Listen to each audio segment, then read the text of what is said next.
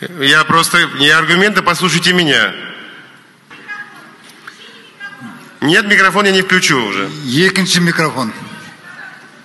Не трогайте, уйдите. Уйдите. Не, давайте не будем здесь устраивать дискуссии. В суд, пожалуйста. В рабочем порядке. Я вас хочу увидеть в суде. Я еще раз говорю, в суде увидимся с вами. Я не собираюсь отвечать вам. Как каким не буду отвечать, пожалуйста. Не подключитесь. Подождите, пожалуйста, мне. Либо вы мне даете возможность, либо вы за меня поуправляйте, пожалуйста. Пробую вашу проблему решить, по-моему, же. Да, пожалуйста. Еще раз огромное... Потом вам дадим возможность, только не надо с мест выкрикивать меня. Пожалуйста. Еще раз огромное... И еще один вопрос, быстрее только.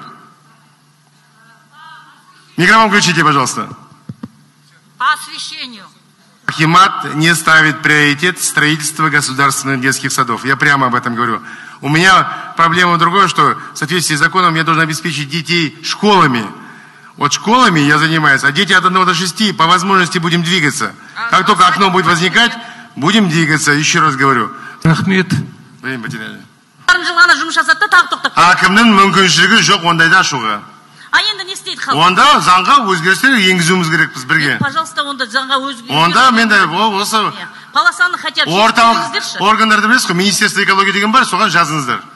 Жители города Алматы, мы ваши помощники, мы с вами. Ни пуха, ни пуха, ни пуха, ни пера вам. Спасибо. Ерболат Аскарбекович, вам низкий поклон. Батагос Газизовна Жунусова, рахмет. Я единственное хотел попросить по поводу костюмов. Правда, это другой район у нас, Суйский получается. Но я хочу от вас получить счет нормальный. Да. Потому что Рахмет. я собираюсь оплачивать за костюмы из собственных денег, поэтому мне нужен счет. Спасибо. А то мне тут передали большой привет.